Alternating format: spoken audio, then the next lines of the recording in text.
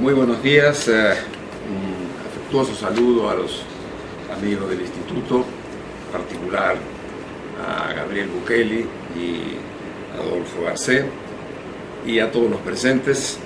Muchas gracias por invitarme a participar en este evento, que me interesaba mucho poder aprovechar para discutir los temas que hoy se están debatiendo.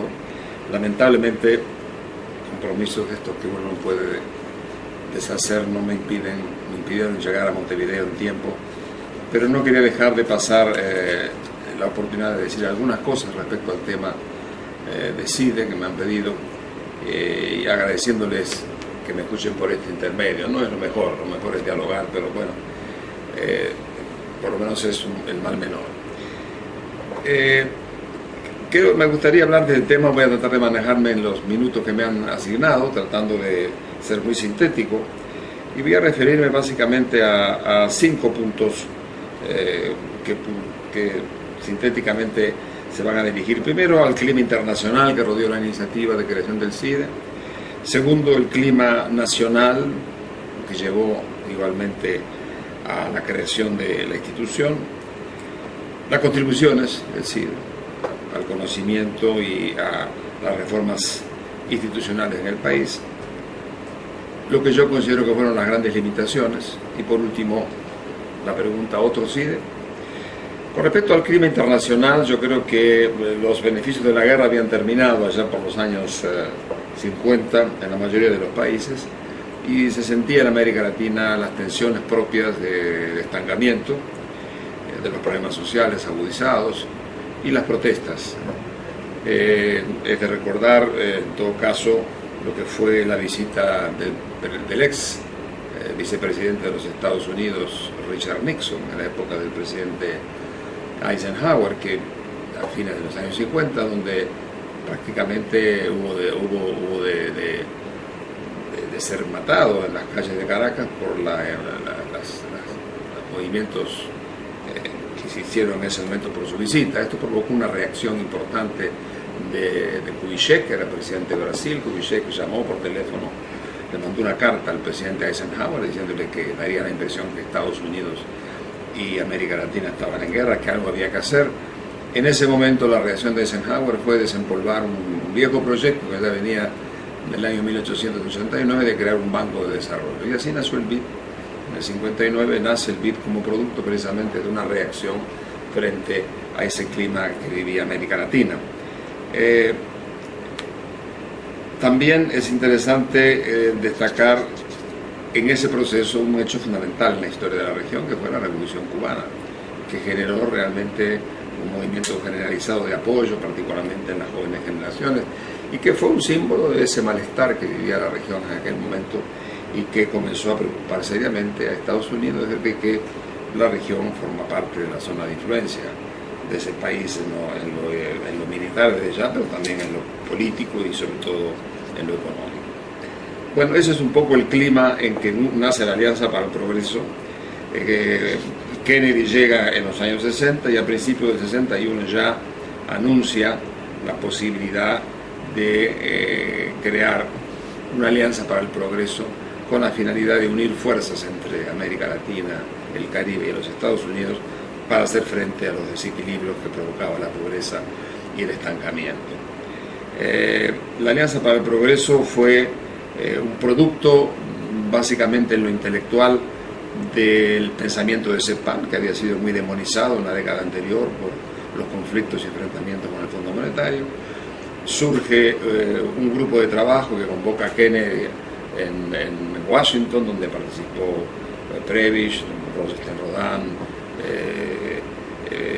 Celso Furtado, en fin, que redactaron las bases de un programa o de una alianza para el progreso, que fue sometida a la conferencia de Punta del Este en agosto del 61, conferencia que tuvo en ese momento participantes muy ilustres, porque estuvo el Che Guevara todo el tiempo, estuvo Roberto Campos representando a Brasil, y estuvo los 3 líderes internacionales del momento, Mora representando a la OEA, Prebisch, la CEPAL, Felipe Herrera, que acababa de ser nombrado presidente del banco. En fin, fue todo un evento de grandes proporciones que tuve el gran honor de conocer y de participar. Fue mi primera aventura internacional que recuerdo siempre con mucho gusto. Las bases de la alianza creo que son bastante simples. La Alianza para el Progreso es básicamente un proyecto que pretende hacer reformas fundamentales en dos grandes campos, muchos campos, pero hay dos prioritarios. Uno era el de la reforma agraria, es decir, los problemas de tamaño y tenencia de la tierra, y otro era el tema el fiscal a través de postular la creación del impuesto a la renta. Y la concentración de la alianza era básicamente en los temas de la educación, la salud y la vivienda, las tres grandes deudas que tenía la región, que sigue teniendo respecto a su situación social. Como instrumento se pedía la preparación de un plan de desarrollo a mediano plazo. Se creaba un mecanismo de evaluación para legitimar la calidad del plan, y eso se hizo con el llamado SIAP. Todo esto dentro de la esfera de la BEA. Se creó el conjunto de los llamados 9 sabios, que tenían que juzgar los planes, y un grupo que aportaría los recursos, y eso estaba básicamente en manos del Banco Interamericano, el Banco Mundial y la AID. Uruguay quiso ser el primer país que aspirara a hacer su plan, y al terminar la conferencia de Punta del Este, el contador Assini firma un acuerdo con la OEA, la CEPAL y el BID y sus respectivos directivos, que se llamó en su momento Operación Uruguay 1, que fue el punto de partida del compromiso nacional de hacer un plan de desarrollo bajo los principios y objetivos de la Alianza para el Progreso y ser el primero de la lista, y así fue. Eso con respecto pues al clima llamado internacional y al surgimiento de la Alianza para el Progreso. Con respecto al clima nacional, bueno, el Uruguay vivió también un periodo de agotamiento de los beneficios de la guerra, de la Segunda Guerra Mundial, y en los años 50 comenzó a sentirse los impactos del estancamiento estructural de la economía. Le llamamos así, estancamiento estructural de la economía uruguaya, cosa bastante notable, porque de alguna manera desde el año 55 la economía decrecía en términos de per cápita 1.4%, así que realmente el país sentía el impacto de su estancamiento estructural y la incapacidad de poner en marcha economía dinámica. Por otra parte, el Uruguay estatista, particularmente hacía agua, y particularmente en uno de los instrumentos fundamentales, que era el manejo del tipo de cambio. Yo siempre he dicho que podríamos hacer una historia económica del Uruguay solamente mirando los avatares de las políticas cambiarias y monetarias, porque realmente el país tuvo en torno a ese tema movimientos sociales muy importantes, pero también económicos, desde luego, y políticos, de manera que este fue uno de ellos. El Partido Blanco llega al poder después de muchas décadas de estar el Partido Colorado, y llega con una visión liberal de la economía, frente a lo que era anteriormente la economía estatista, sobre la cual hay muchos trabajos hechos por gente que está en este instituto, que conoce mucho mejor que yo esos temas. Lo cierto es que se produce la reforma monetaria y cambiaria en el 59, con una modificación cambiaria, que fue un tema muy importante. Yo había vivido un poco, digamos, las crisis finales del sistema anterior, porque en el año 56, estando en el instituto, participé con Faropa y Monsever en la preparación del decreto del 3 de agosto del 56, que fue un inicio de liberalización de los mercados muy tímido, que habría de culminar posteriormente con la reforma cambiaria y monetaria de Assini en el 59. ¿Cómo era Assini? Fue un hombre que quiso acompañar esas medidas liberales, creando una comisión que se encargara específicamente del desarrollo, y por eso surgió la ley de creación del CIDE en el año 60, con la finalidad de apuntar al desarrollo económico y a la inversión. Y eso fue un poco el asiento sobre el cual, de alguna manera, Assini radica la responsabilidad de la preparación del plan. Había ciertamente un gran pesimismo en el país sobre el futuro del país. Había una total distancia entre el gobierno y la universidad, era muy difícil conciliar posiciones, pero el ingreso de Assini permitió varias cosas. Lo primero, siendo él director del Instituto de Finanzas, trajo gente de su instituto a trabajar con él, y además me pidió, que estando en el Instituto de Economía, que me hiciera cargo de la dirección del CIDE. Yo le dije, bueno, siempre y cuando la facultad sí lo considere, porque yo quería seguir siendo funcionario del instituto y en tanto que funcionario asumir la tarea de dirección del CIDE. Encontramos un estupendo decano, un gran ciudadano, un gran profesor, que fue el querido amigo Bonsever, que logró que el Consejo aceptara algo que fue bastante discutido, el hecho de ayudar al gobierno, asociarse al gobierno en aquel momento no era nada fácil. Esta fue la primera oportunidad donde realmente se experimentó por unos y por otros la viabilidad y la posibilidad de tener una cooperación entre Estado y universidad. Y así fue como me hice cargo a principios del 62 de la conducción del CIDE, que tuvo dos grandes etapas: el diagnóstico, que fue el gran impacto del conocimiento del país, y luego la preparación de un plan de desarrollo que llega hasta el año 65. Bueno, el tercer punto es la contribución de la CIDE. ¿En qué contribuyó la CIDE? Bueno, yo creo que ahí me gustaría decir lo siguiente. Bueno, la CIDE fue ante todo un mensaje optimista, que el desarrollo era posible. Lanzó una suerte de shock vitamínico en el país en cuanto a que había capacidad de crecimiento y de salida. Entonces, el diálogo además se demostró que era posible, porque pudimos fortalecer un diálogo con todos los partidos, con los sindicatos, con los empresarios, con los intelectuales. Es decir, que la apertura total al diálogo de todos los que tenían algo que decir y querían aportar. Fue una empresa juvenil, éramos gente del entorno de los 30 años en su mayoría, éramos gente de la universidad. Esto es un producto de la universidad, pero también fue un producto de los organismos internacionales. Nosotros teníamos que apoyarnos en los organismos, y ahí creo que tanto el BID financiando, la OEA apoyando políticamente y la CEPAL dándonos los instrumentos técnicos, pudimos sacar adelante el trabajo. Quiero decirle que la CEPAL fue gran apoyo de todo esto, nos trajo todas las técnicas y además gente que se jugó por esto. Hay dos nombres que yo quiero mencionar. Uno fue Monti, que era mi contrapartida, Ángel Monti, una gran figura a quien le estamos muy reconocidos, y Alberto Fracchia, que acaba de fallecer, que fue el gran inspirador de toda la tarea estadística y de formación de la base técnica del CIDE.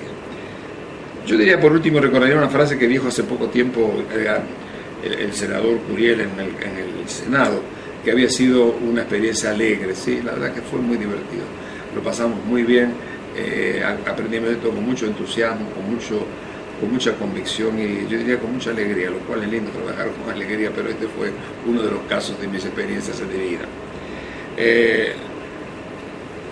Fue una serie de coincidencias el hecho de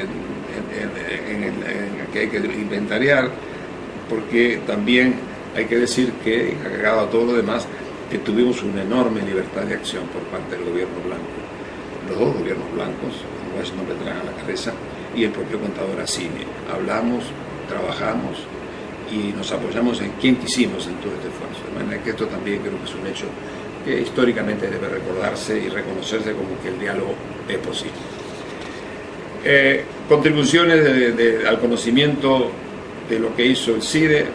Yo le diría a Leán Garcés, que hizo un trabajo magnífico y nos permitió realmente recopilar con un admirable detalle todo lo que se ha hecho. Pero yo diría que ha habido, en su contribución ha sido fundamentalmente al conocimiento del país y a un diagnóstico con proposiciones concretas de reformas a lo largo de una larga lista de sectores de la economía nacional. El conocimiento del país, por supuesto, del censo nacional, del año 8 que no se hacía el censo nacional, se hizo el censo en el 63, y de hecho de paso fue muy bien porque las previsiones que habían hecho los técnicos casi coincidieron con las que dieron el censo, y eso nos dio un enorme prestigio técnico a los grupos que trabajaban en torno a estos temas. Pero sobre todo un trabajo realmente magnífico. Es la primera vez que el país construyó sus cuentas nacionales. Eso fue un gran mérito de los técnicos del Banco de la República en la época, de la Oficina de Planeamiento y Presupuesto, de la Oficina de Estadística y por supuesto de la CEPAL, con Fracchia a la cabeza. Esos fueron dos grandes aportes, y yo diría todavía un tercero, cantidad de cuentas consolidadas del sector público, de la vivienda, en fin, de la educación, en la que ha habido una enorme contribución al conocimiento del país como no había habido nunca, y eso creo que ha sido una de las grandes contribuciones del CIDE. En segundo lugar, ha habido un enorme trabajo en muchos sectores que fueron componiendo una visión integral de los problemas nacionales. En el sector de la agricultura, pues en el sector de la educación, en el sector financiero, en el sector de salud, en la vivienda, en la energía, la administración pública, y en algunos casos con impactos muy significativos, porque esto se convirtió en una cantera, tanto para preparar la Constitución, la nueva Constitución, como para las leyes que siguieron luego, no solamente en el periodo del CIDE, sino en los años posteriores. Yo quiero recordar, por ejemplo, que lo que tiene que ver con la Constitución en los años 60, estamos hablando del año 1966, se empezó a trabajar, a discutir el tema de la reforma constitucional. Nosotros publicamos un folleto que se llamaba Reformas Constitucionales para un Plan de Desarrollo. Eso me valió una tirada de orejas de Beltrán, que me llamó y me dijo: ¿cómo es posible que ustedes se metan en un tema que está en el debate público? Tenía razón.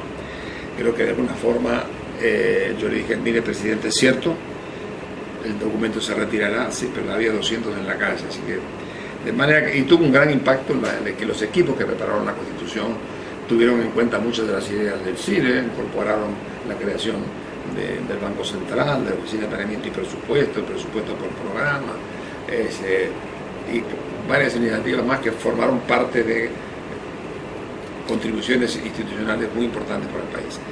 Creo también que en lo que tiene que ver con las aproximaciones sectoriales, dos han sido muy importantes, entre otras, ¿verdad? Una, el agropecuario, porque fue dirigido directamente y escrito directamente por un ministro, un gran ministro como fue Wilson Ferreira, que trabajaba media jornada de su tiempo redactando él directamente y trabajando con los técnicos.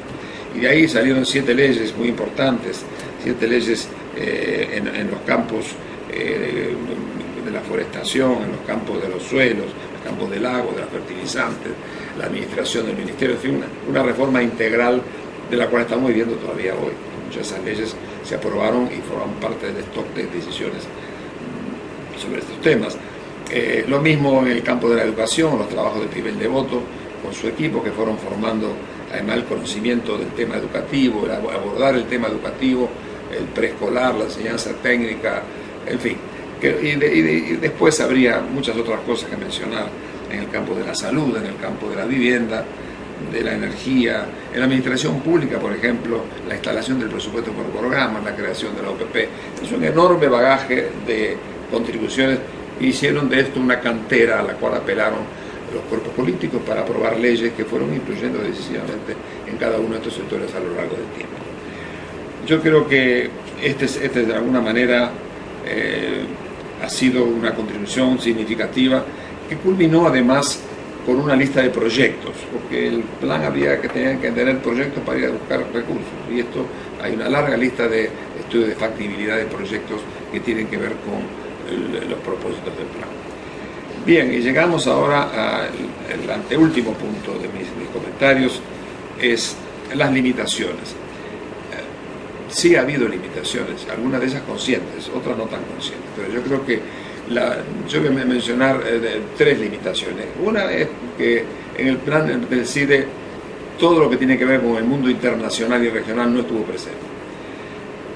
No estuvo presente, la LALC acababa de nacer, fue el primer esfuerzo de integración, pero no teníamos una estrategia. Para nosotros el mundo estaba abierto, el tema era fomentar y diversificar las exportaciones, que todo lo demás sería administrable en las relaciones internacionales. Esto ha cambiado hoy y me voy a mencionar un poquito más adelante. El segundo gran tema es que el plan del CIDE esquivó el plan de corto plazo. Hay un plan anual, pero no nos metimos a fondo, y eso fue explícitamente así, porque de haber entrado en el gran debate de la macroeconomía, que en aquella época estaba al rojo vivo, y donde las ideas obviamente oscilaban desde las visiones liberales hasta las visiones estructurales que provenían un poco de la CEPAL, hubiera sido muy difícil salir con propuestas realmente concertables. Yo me temo que si hubiéramos entrado en ese campo hubiéramos arriesgado todo lo otro.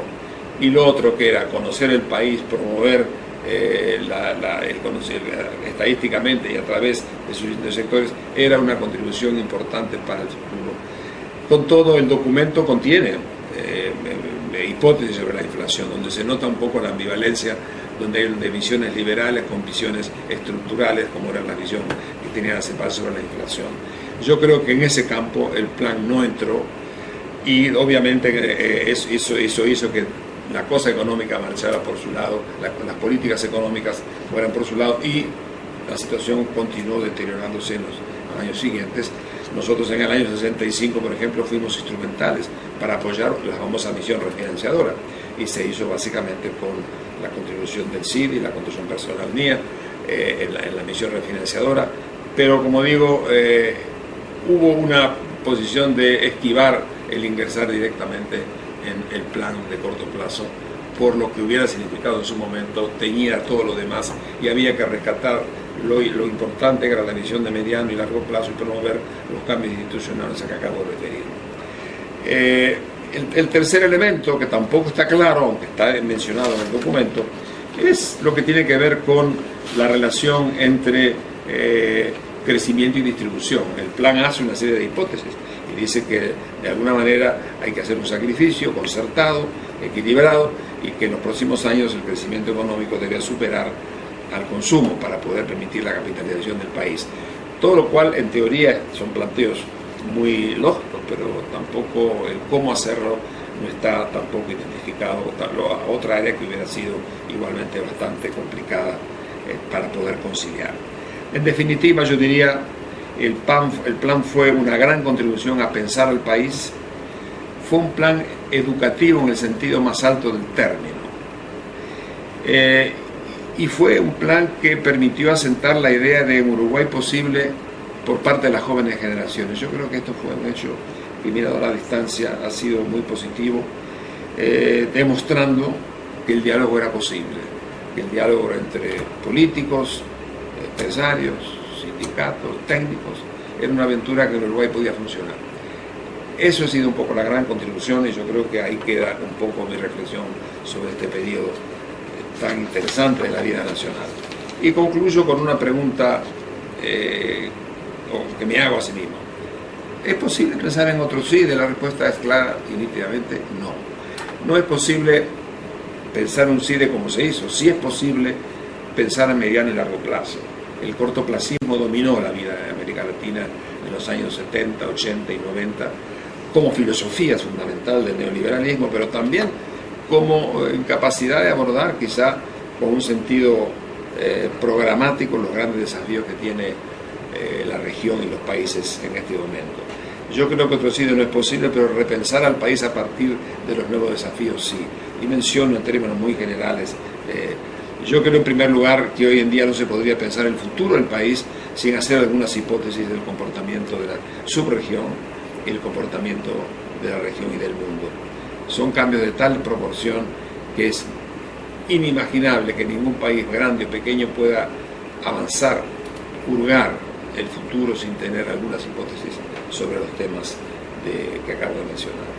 Por otra parte, el país está muy conocido. El CIDE partió de la base conociendo el país. El país tiene enorme cantidad de expertos, trabajos abundantísimos, informaciones que no teníamos en aquel momento. Es por tanto otra realidad la que está arriba de la mesa, con mucha gente pensando el país.